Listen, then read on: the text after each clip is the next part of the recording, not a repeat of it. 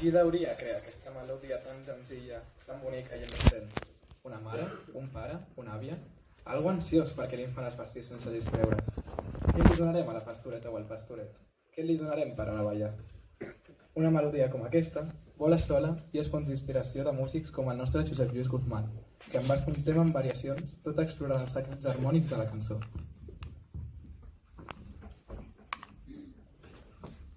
Thank you.